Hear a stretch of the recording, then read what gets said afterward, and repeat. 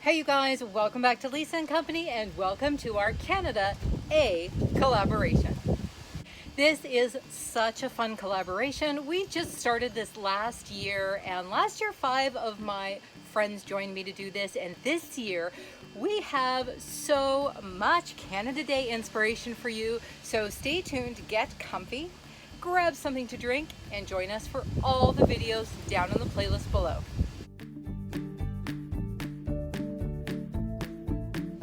The best part about today's video is, well, I have created these so they are not only good for Canada Day, throw in a little blue and you've got yourself some amazing 4th of July. And you know what? I think some of these would do really well for Christmas and maybe even Valentine's Day.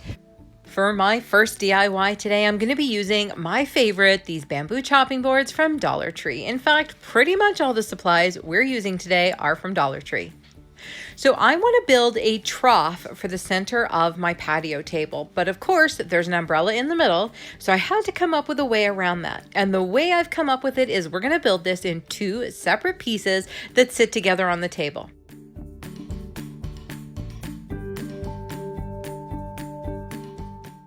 Using my E6000 and some hot glue, I'm going to use some Jenga blocks for support and start putting this together. It is really simple and super quick, cheap, and easy.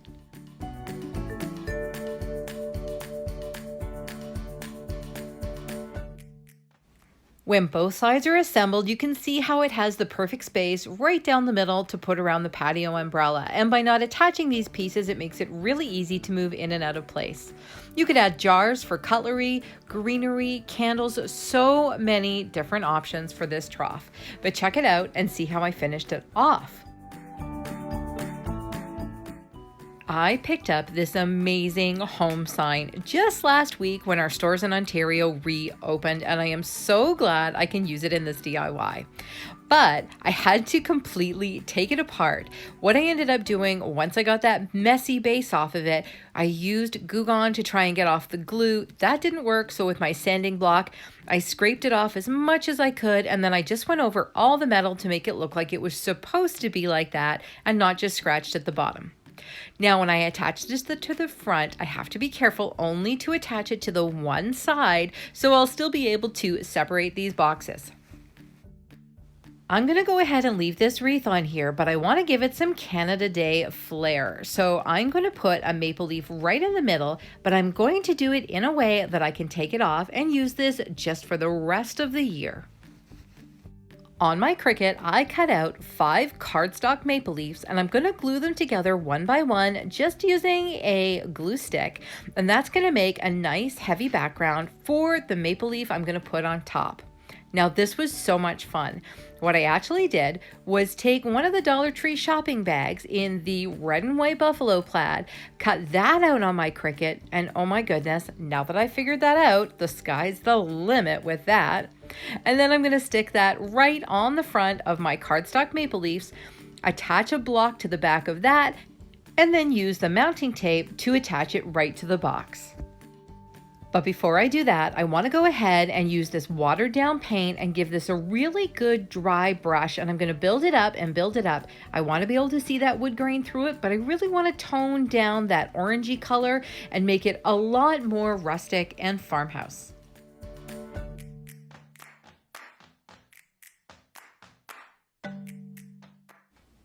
We're almost finished, and I am falling head over heels in love with this DIY. I'm just going to line this up so I'm kind of hiding part of the line right behind the M on that home sign, and then very carefully I'm going to use some glue to attach this.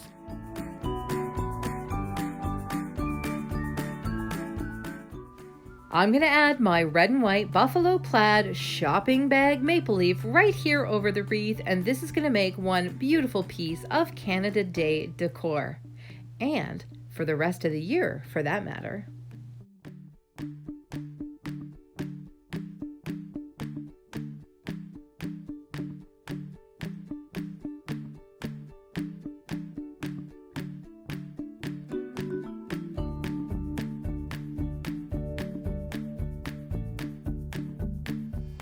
Don't forget to head down to the playlist in the description box below and make sure you watch all the videos in our Canada A collaboration. Some of them from my old friends.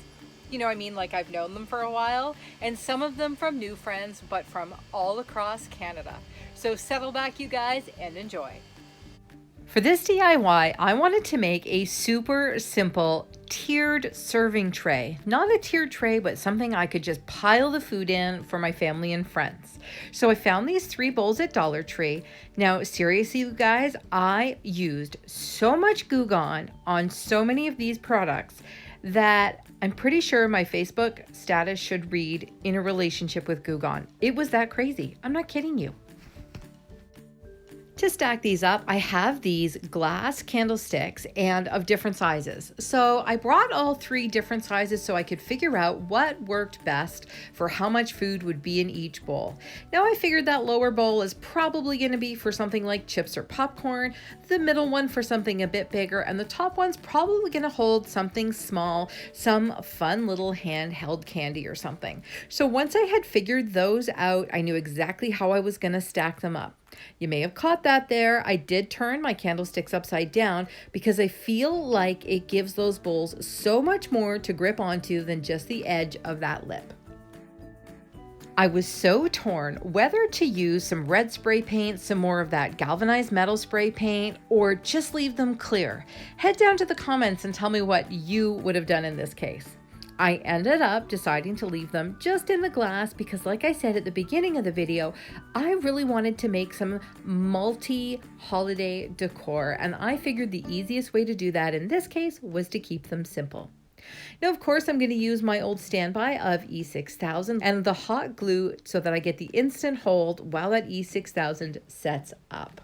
This is such a great method. Just make sure you don't mix your glues because you will run into problems. It's something to do with molecules and chemistry and stuff. Now, my plan had been to use these 3 pieces separately and not attach them, but these candlesticks really don't have much to them, and I was really worried that on a windy day or if there was kids running around, this would so easily get knocked over. So I am going to go ahead and attach everything together and make this one piece. Because these containers are food safe, I will still use them for food, and it'll just be a little trickier to wipe them out when we're finished.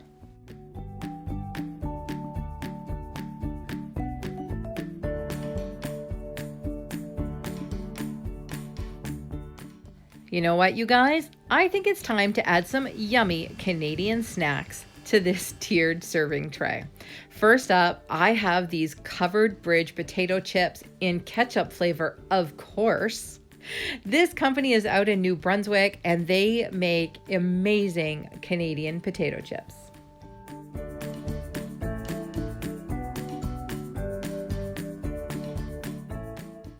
And what could be more Canadian than some good old Tim Hortons Timbits? You guys may have our Tims down in the States now, but don't forget it originated right here in Canada, just a couple of hours down the road in Hamilton, Ontario. And last but not least, some good old Canadian Smarties. Not what you guys are used to down in the States. These are much more like the English ones. They are a candy-coated, yummy bit of chocolate, and I'm going to have to work on these after. Not even a DIY, but to add a fun red and white touch to my chairs, I simply took a couple of Dollar Tree bandanas, tied them at the corners, and covered one of my pillows. Up next, and under the category of super quick, cheap, and easy, I'm going to take these Dollar Tree chargers, and all I'm going to do is spray paint them with my hammered metal spray paint. Did you catch that price? You betcha, guys, we're paying $1.50 in Canada for each and every one of these.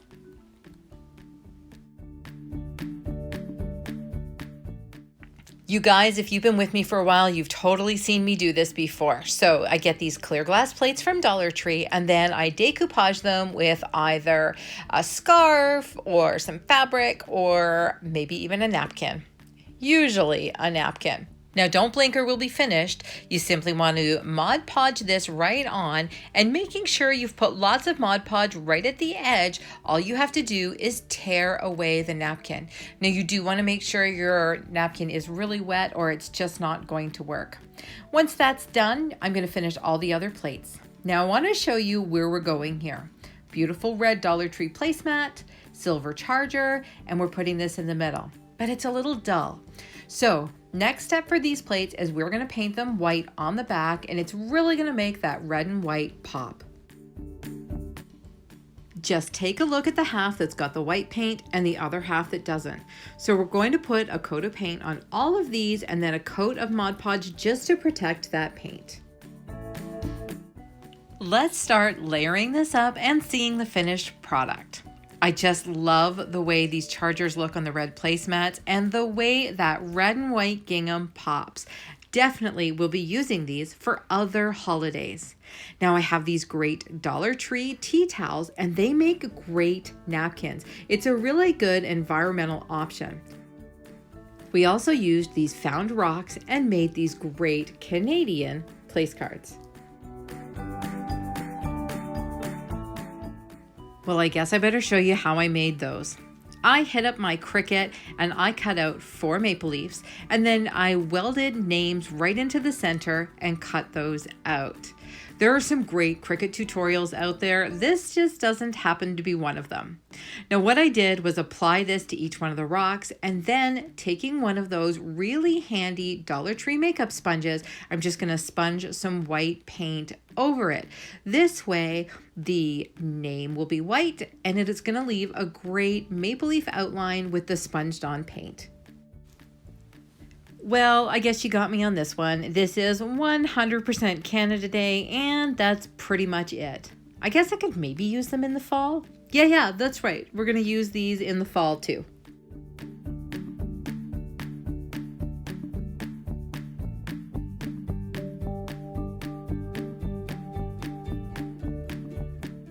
So many pluses to this super easy DIY. Tells you where you're going to sit, help holds that napkin down, and you know what?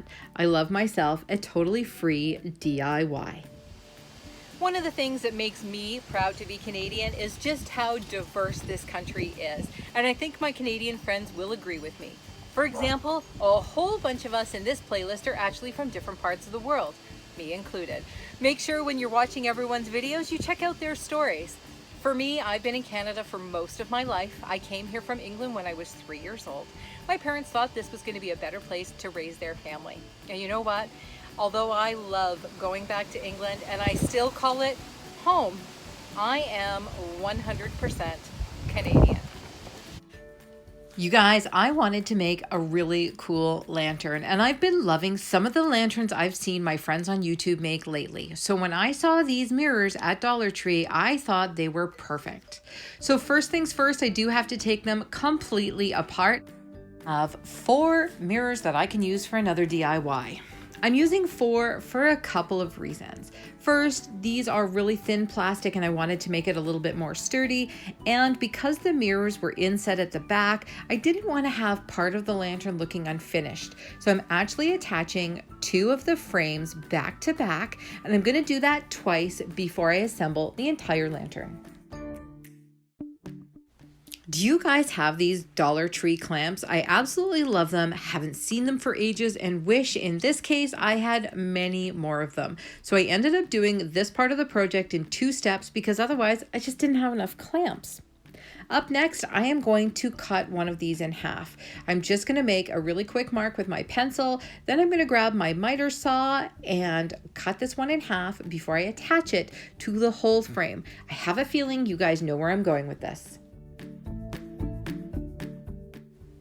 Now a little more E6000 and some hot glue, and we're going to get this clamped up. Once that was all done, I'm going to take one of these little blocks and a piece of molding and make this into a complete lantern. The block on top is purely for detail, and that little piece of wood on the bottom is going to hold my candle in place. After that's done, I'm going to take a little bit of glue to paint that block and then just touch up some of the places where a little bit of the glue is showing. You guys, this is the first time I've made one of these lanterns, and I am so going to be on the lookout for different kinds of frames to make more of these. First up though, I am definitely going to make another one of these, so I have a pair. Last up, I scored these wooden beads at Dollar Tree last week, so I had to make a Canada Day garland. But we don't want it to be totally Canada Day, so we're going to use these chalkboard tags to create the end.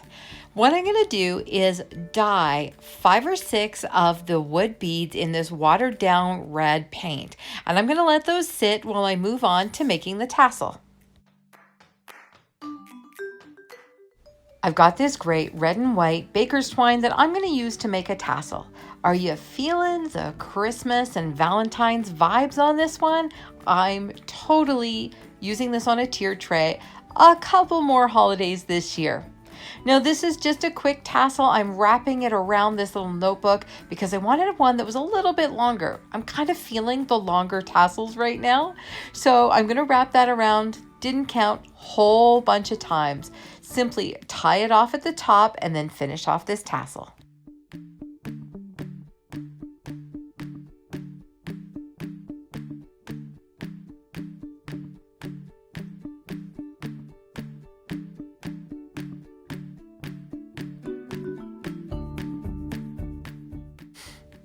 Got these super cute chalkboard tags when I was at Dollar Tree the other day. So I'm just going to pop off the back and be really careful. And we're going to use this because we can change it out for the seasons. We've got different colored markers and chalk pens, and we can do all kinds of fun stuff with this.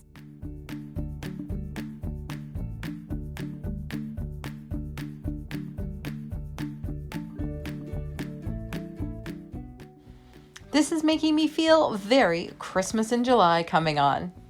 Let's get this all strung up. I'm going 5 wooden beads and 1 red one, and then making sure it begins and ends with a red one as well. Again, this is a perfect DIY for so many holidays, and I really loved the way it came out.